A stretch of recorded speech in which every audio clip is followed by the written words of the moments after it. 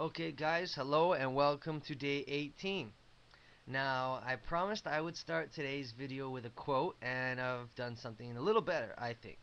This is the book that I'm going to review for week one, and then week two, as you know, is going to be the Rich Dad Poor Dad. So I'm going to do both of those, catch up, and The Science of Getting Rich. Now, this is a great book, and what I've decided to do is I've just been reading through it to do my book review, and I want to read to you just some parts from this first page of chapter 2. And the chapter is called There is a Science of Getting Rich. And it goes like this. There is a science of getting rich. It is an exact science, like algebra or arithmetic. There are certain laws which govern the process of acquiring riches. Once a person learns and obeys these laws, he will get rich with mathematical certainty. Okay? The ownership of money and property comes as a result of doing things in a certain way. Those who do things in this certain way, whether on purpose or accidentally, get rich. Those who do not do things in this certain way, no matter how hard they work or how able they are, remain poor. It is a natural law that like causes always produce like effects. I'm going to read that one part again. It is a natural law that like causes always produce like effects.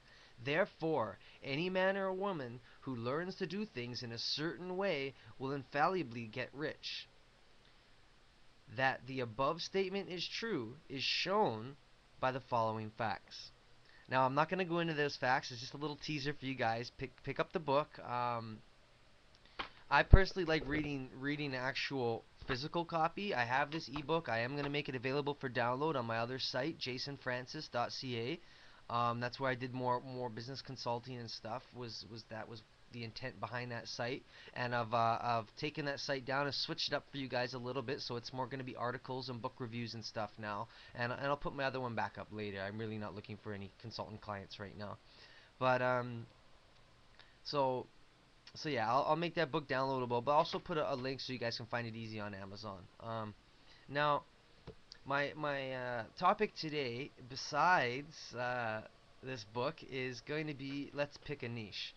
Now, I named it that because I've been talking and talking about different little micro niches and different ways about that, and I haven't actually told you guys one that I've picked out. So what I did actually a few days ago is I spent some time with my friend Earl Formata, and me and him went on Market Samurai after starting this 30-day challenge. We went through it. He'd gone through most of it before, and so he was showing me Market Samurai and how he's used that program before. We were kind of testing it and learning together and finding out what different things meant. Looking into some more of the advanced options. And so we did a bunch of searches and we found several niches. We picked out about 5 or 6, and we're going to start with just one. And you guys are going to laugh when you figure out what it is, but it is for a game, for a Facebook game that you've probably all heard of, Farmville. Now, this is a good niche. The reason why is because there's not a lot of there is competition out there, but the most important thing is there's a huge demand, meaning there's a lot of traffic. A lot of traffic for Farmville. It is ridiculous how much traffic this game has made in the search engines. So, just in that fact alone means I should be able to make a couple dollars off of it. Our goal, what we said, is we want to be able to make $1 a day off each one of these little niches we pick out. So if we're not able to make that dollar a day, we're not going to focus on it. And we'll give each one a month. And if it hasn't made a couple dollars, then, we'll let that one slide and wither away. And the ones who do produce will reinvest some time and some money into making it better. So the first one we picked is Farmville. We've already started doing little bits and pieces on it. So I'll give you guys a domain name once we finish putting the site together. It should be a few days.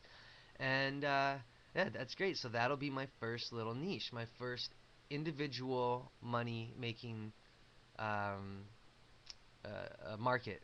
Now, the only other thing I really wanted to talk today about was procrastination. And that was again because I'd missed a few quotes, and my very, very favorite quote. I have it all over my house, or at least I used to. I have it in my office. It's like laminated to the wall.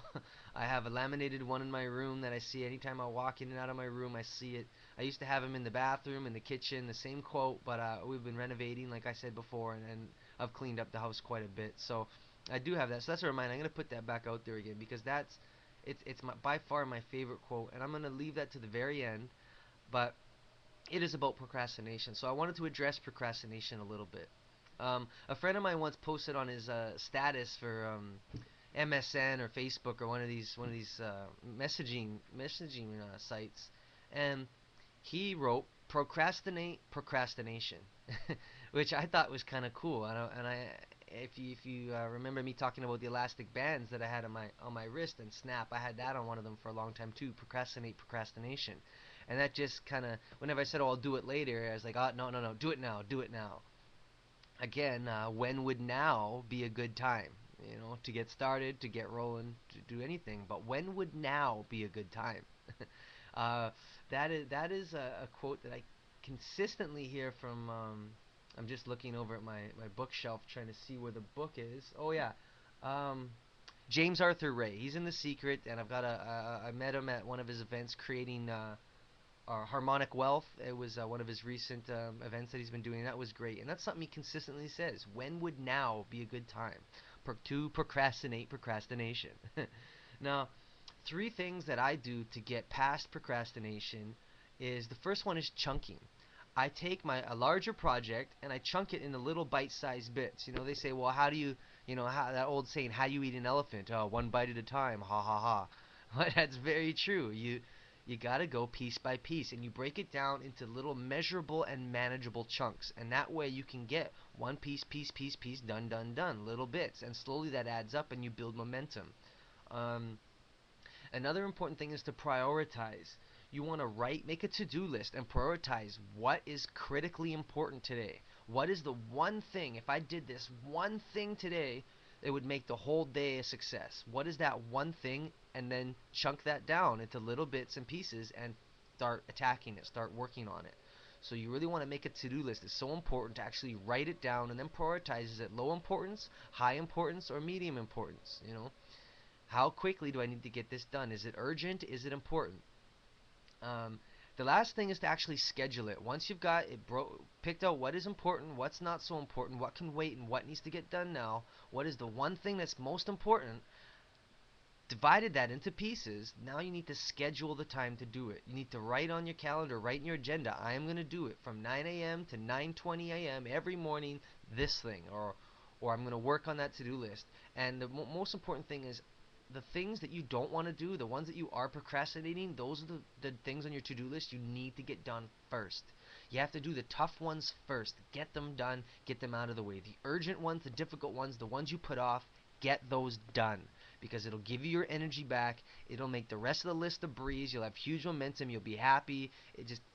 I mean, we all know you're just much more productive and much more excited about doing things. Time flies by when you're working in a mood and an environment that you just feel happy and energetic. And what better way but to get something that's just been nagging at you on your back, get it off your back, and get it finished and done. And I guarantee you'll have a smile on your face for the rest of the day. If you're able to get one thing done that you've just been putting off, it's going to make everything better. Now, to this quote, I am going to read it to you. I want to read it like 5 times just to stress the importance, but I'm not. It's a bit of a long one. But this is by a man, Calvin Coolidge. Now, the quote goes, "Nothing in this world can take the place of persistence. Talent will not. Nothing is more common than unsuccessful men with talent. Genius will not. Unrewarded genius is almost a proverb. Education will not. The world is full of educated derelicts. Persistence and determination alone are omnipotent. The slogan 'Press On' has and always will solve the problems of the human race." That is one quote that I don't know why I've become so attached to it, but that is one thing that is close to me that I like to read, and it really motivates me, that one quote. If you've got one for yourself, I encourage you to write it down 100 times and then post it on your wall so you see it every day. Okay, guys?